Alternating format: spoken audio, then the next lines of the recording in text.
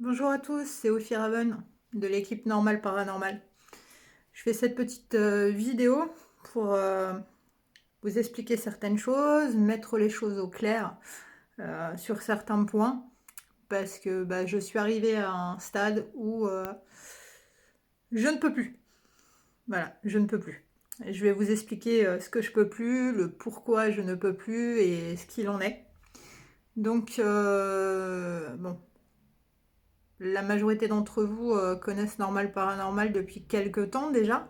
Je vais retracer un petit peu l'historique de tout ça. Donc Normal Paranormal, c'est une équipe d'investigation que j'ai créée en 2008, à l'époque avec mon ancien partenaire qui a aussi fait partie de l'équipe, CED, voilà, pour ceux qui l'ont connu. Donc Normal Paranormal, ça a commencé comment? Ça a commencé par un blog que j'ai créé toute seule, quelques mois avant de rencontrer CED. Et blog sans prétention aucune, hein, puisque voilà, c'était juste pour ressasser un petit peu tous les événements paranormaux qui avaient lieu aux quatre coins du monde. Et à l'époque, j'avais créé ça sur la plateforme Skyrock, enfin Skyblog. Donc voilà, c'était quelque chose de simple, sans prétention. Quelques mois après, toujours en 2008, j'ai rencontré Ced, avec qui je me suis mis en couple. Et à l'époque, on s'est dit, comme il avait des dons, euh, tout comme moi en fait, on s'est dit pourquoi on n'irait pas proposer notre aide aux gens. Toujours bénévolement, parce qu'on a toujours fait les choses bénévolement. On ne s'est jamais fait rémunérer, c'était pas dans un but de gagner de l'argent, etc. Et du coup, avec nos métiers respectifs, à l'époque, on avait possibilité, on était dégagé le week-end, on travaillait du lundi au vendredi, donc on avait possibilité de réaliser des investigations chez les gens. Et on avait des facilités de déplacement, on va dire, au niveau des frais de transport, etc. Donc, le week-end, très régulièrement, on partait aider les gens qui nous appelaient aux quatre coins de la France.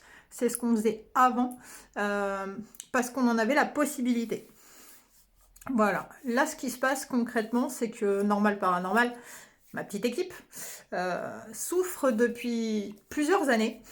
Il y a plusieurs choses que je porte sur moi depuis très longtemps et dont j'avais besoin de vous parler pour un petit peu vider mon sac, etc. Parce que ça commence à être trop pesant et la pression, je la gère plus. Je la gère plus du tout. Dans le sens où, malheureusement, j'ai morflé. Normal Paranormal, c'est une équipe qui a vu passer plusieurs personnes, qui en a vu arriver certains, vu partir beaucoup d'autres. Et en fait, c'est quelque chose qui a été créé, mais pas vraiment avec une ambiance stable. Franchement, les deux seules pierres stables, on va dire, à l'époque, et je parle bien d'à l'époque, c'était Ced et moi. Du moins, c'est ce que je pensais. Mais après, je vais vous développer un petit peu le truc. Donc, normal, paranormal, voilà. Il y a eu Ced, enfin, moi, Ced qui arrive ensuite, Carrie, mon ancienne meilleure amie, qui a fait partie de l'équipe aussi pendant pas mal de temps, mais dont on s'est séparés. Voilà, pour diverses raisons. Je ne vais pas rentrer dans les détails, ça reste du domaine de la vie privée, mais elle m'a fait un sale coup, donc voilà. Et puis, il y en a eu un autre aussi qui est rentré dans l'équipe, un autre investigateur masculin dont je tairai le nom. Il était bien connu sous un pseudonyme, hein, un peu comme tous les membres de l'équipe. Et lui, ce qui nous a fait, je l'ai toujours en travers de la gorge plusieurs années derrière. Et j'en ai pas parlé publiquement parce que ça me foutait les boules. J'avais honte, j'avais mal. Donc dans cette vidéo, il y aura peut-être des larmes, hein. J'en sais rien du tout, je vais essayer de tenir le coup. Mais c'est vraiment assez lourd ce que j'ai à vous dire, donc franchement écoutez bien jusqu'au bout s'il vous plaît. Je sais que voilà, je vais essayer de faire au plus court possible, de pas raconter ma vie, c'est pas le but, mais c'est vous expliquer le pourquoi du comment. Parce que là au bout d'un moment, il faut que ça sorte quoi. Et voilà, donc cet investigateur-là, en fait, nous a fait un coup de pute, il n'y a pas d'autre mot, dans le sens où on est intervenu deux fois dans un endroit qui était très chargé. La première fois, c'était notre première investigation, la toute première, donc on manquait d'expérience, on manquait de matos, c'était pas terrible, mais on a fait du mieux qu'on pouvait, parce que le but du jeu, c'était pas de viser, de faire de la vidéo YouTube avec des effets spéciaux, des phénomènes paranormaux de ouf, etc. Le but du jeu, c'était vraiment d'aider une famille qui nous a appelés parce qu'elle était terrorisée. Il se passait plein de trucs chez elle et elle avait besoin que ça dégage, quoi. Elle avait besoin d'obtenir des réponses, de comprendre. d'accepter la situation et que tout soit apaisé en fait. Donc on a fait le maximum. Donc la première fois, l'équipe s'est rendue là-bas. Et 2 mois après, les phénomènes, en fait, avaient recommencé. Ça s'était calmé entre-temps, après ça a recommencé. Du coup, on est retourné là-bas. Et cet investigateur-là, dont je tairai le nom, nous a posé un lapin. Alors qu'à l'époque, c'était vraiment le passeur d'âme de l'équipe, l'exorciste de l'équipe, etc. Et le jour où il devait venir, en fait, il nous a fait croire que son train était retardé. Enfin, au début, c'était j'ai loupé mon réveil. Après, c'était mon TGV a été retardé. Enfin, il s'est confondu en excuses bidons toute la journée pour résultat nous dire non, non, au final, je viens pas, j'arrête. J'arrête le paranormal et tout, ça me convient pas, c'est pas pour moi. Et allez, une semaine à tout casser après, on découvre quoi? Qu'il avait intégré une autre équipe. Et sur internet, il était surexposé dans cette autre équipe-là. Donc, c'est pas le fait qu'il ait intégré une autre équipe, si vous voulez. C'est le fait que c'est quand même un fumier parce qu'il aurait pu nous prévenir, quoi. Surtout qu'il nous avait dit non, non, j'ai trop peur, j'arrête, c'est pas fait pour moi, alors que après sur internet, il va s'exposer dans une autre équipe. Donc, soit, moi je suis quelqu'un de mature, je vais pas ruminer 100 ans là-dessus. Et d'ailleurs, à l'époque, déjà, j'ai pas ruminé 100 ans là-dessus, je suis passée à autre chose. Même s'il y a des coups de couteau niveau amitié, parce que je le considérais vraiment comme un pote, qui m'ont fait mal, qui m'ont transpercé. Mais bref. Après, qu'est-ce qu'il y a eu d'autre? C'est un petit peu brouillon parce que c'est vraiment une vidéo tournée sur le tas. J'ai fait face aussi à du harcèlement et de la critique assez intense sur internet fut un temps. Toujours pareil par un groupuscule, on va dire, quelque chose qui avait été créé par un monsieur qui depuis est décédé, dont je tairai le nom. Un monsieur assez connu à l'époque dans le domaine du paranormal, etc. De tout ce qui est enquête étrange, etc. Et je sais pas pourquoi il m'avait prise en grippe. Donc ce monsieur était persuadé que je voulais du mal, que je lui crachais dessus, etc. Que je voulais cracher sur d'autres équipes d'investigateurs ou quoi. Du coup, ils avaient organisé un espèce de groupe privé dans lequel ils avaient mis plein de groupes d'investigateurs en paranormal pour s'associer, pour nous cracher sur la gueule, etc. Donc il y a eu plusieurs dépôts de plainte de notre part, parce que oui, j'ai déposé plainte.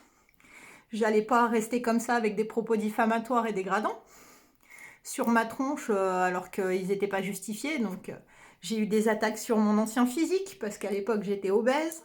Voilà, là aujourd'hui je suis pas toute maigre, mais j'ai quand même bien perdu suite à une sleeve.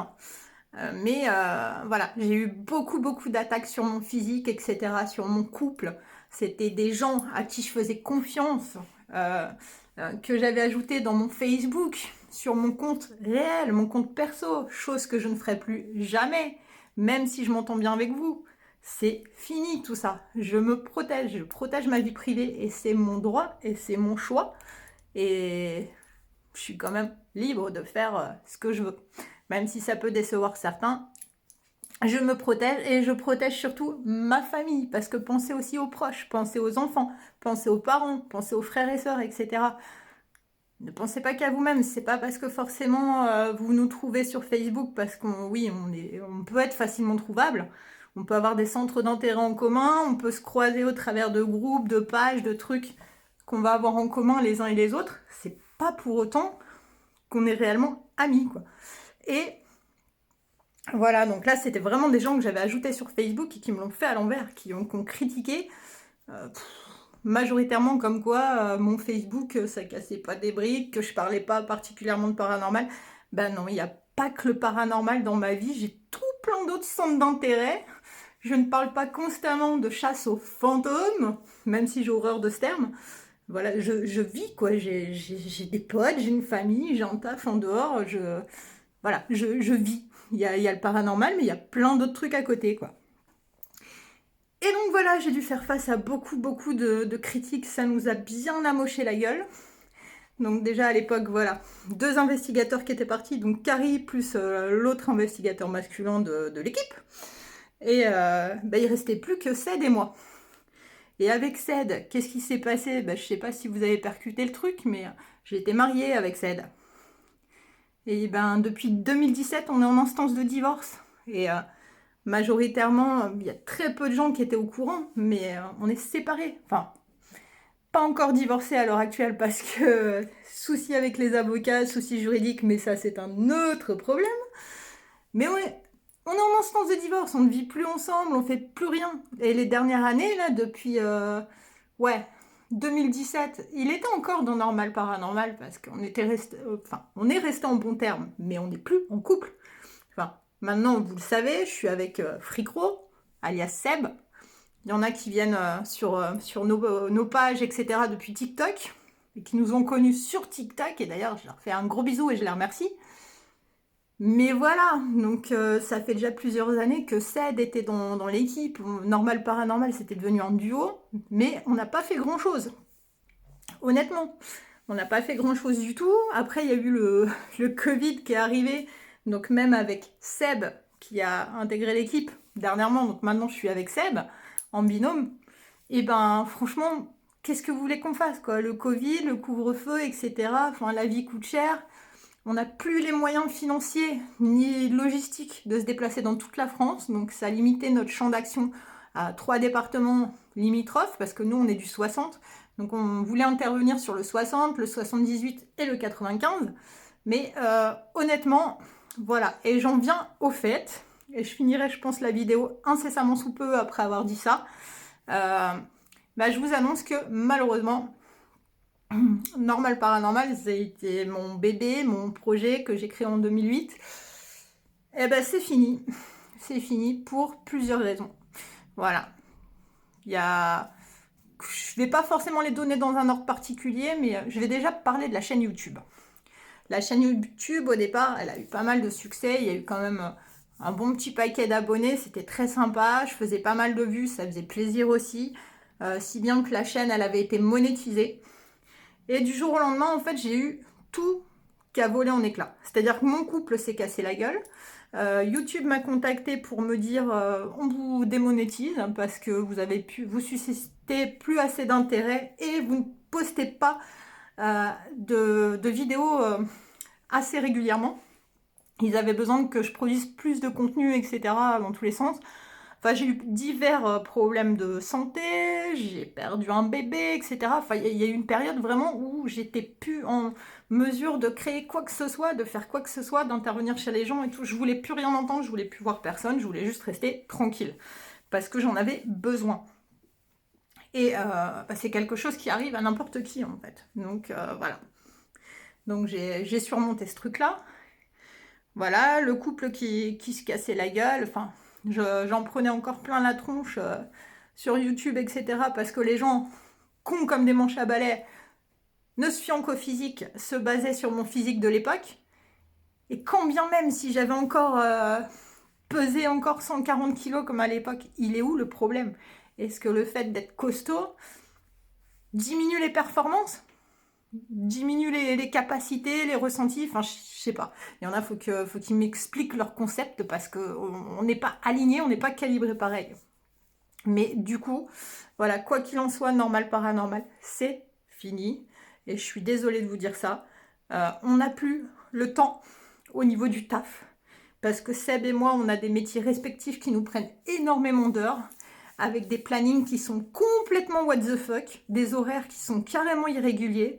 C'est impossible pour lui et pour moi, quasiment sur au moins 6-7 mois, de se retrouver ensemble et de ne pas bosser un week-end, lui et moi.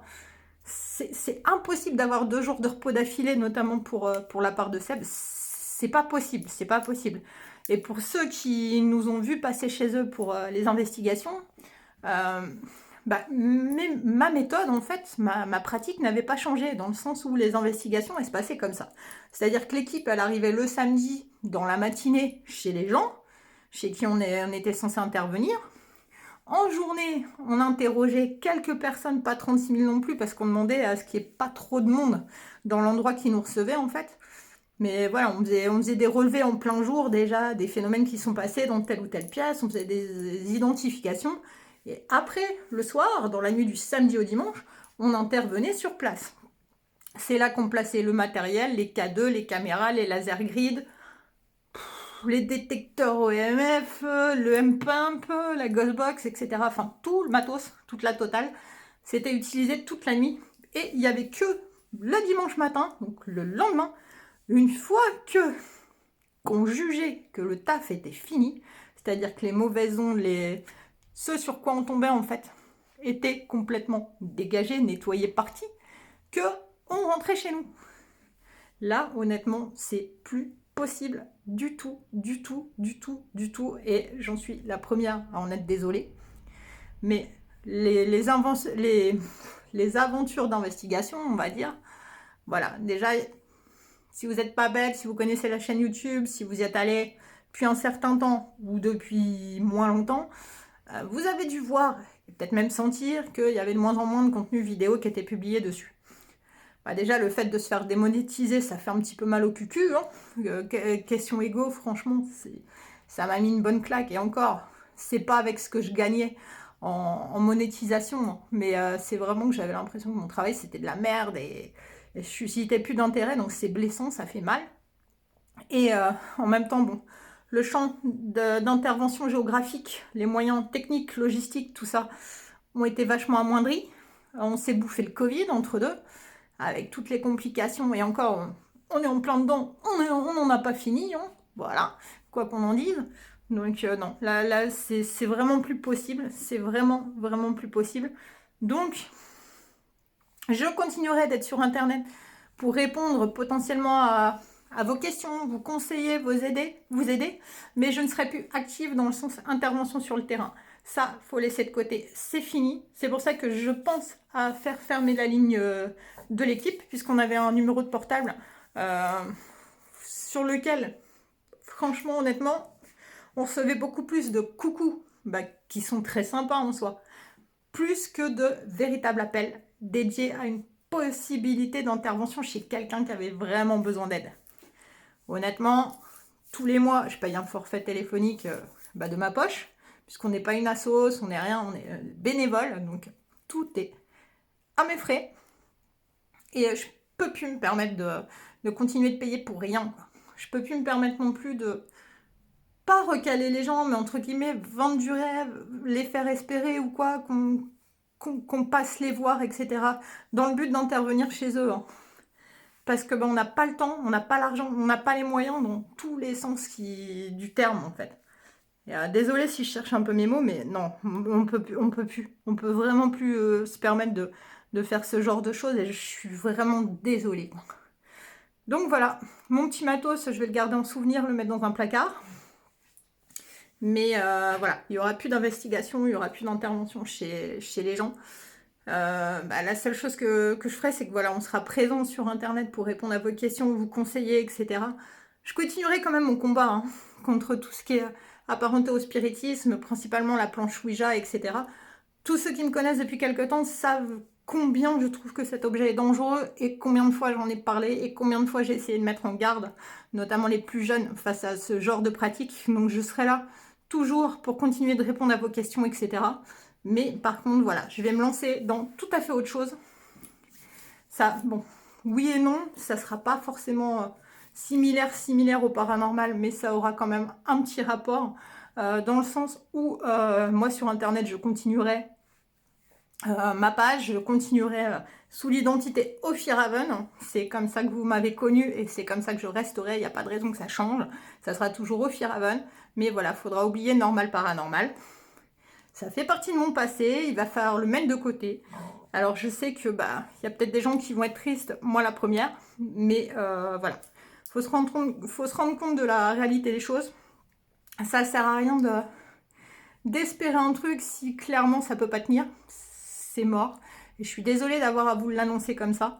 Voilà. Par contre, actuellement, je me renseigne et je vais faire les démarches pour me lancer en tant que voyante, puisque oui, j'ai des dons. Ils n'ont pas disparu, contrairement à Normal Paranormal. Et je compte bien justement les mettre à profit pour pouvoir aider, éclairer les gens sur certaines choses, certaines situations. Par contre, je le dis d'avance, désolé, mais ça en sera une profession. et non pas un don de manière bénévole, ce qui fait que j'aurai un numéro de SIRET, j'exercerai en tant que voyante déclarée et mes consultations seront payantes. Donc je vous avertirai quand tout sera créé à ce niveau-là. J'ouvrirai très certainement un site internet, etc. Je ferai peut-être de temps en temps des petits concours pour gagner des tirages, mais par contre mes prestations seront payantes. Voilà. Je vous remercie d'avoir regardé la vidéo. Je vous remercie pour votre fidélité. J'espère que vous comprendrez du moins les choix que j'ai faits, que nous avons fait, Seb et moi, puisqu'on s'est concerté avant pour que je tourne cette vidéo. J'avais besoin d'en parler avec vous. J'avais besoin de dire clairement les choses. Donc voilà, je vous fais plein de gros bisous. J'espère que vous comprendrez. J'espère que vous ne serez pas trop déçus non plus. Mais on restera sur Internet. Ah, vous pourrez toujours nous retrouver sur TikTok, interagir avec nous. On fera toujours des lives. On répondra toujours à vos questions. La seule chose qu'on ne fera plus, c'est vraiment les investigations, les interventions dans le domaine du paranormal chez vous. Voilà. Je vous fais des gros bisous, je vous dis à bientôt. Salut!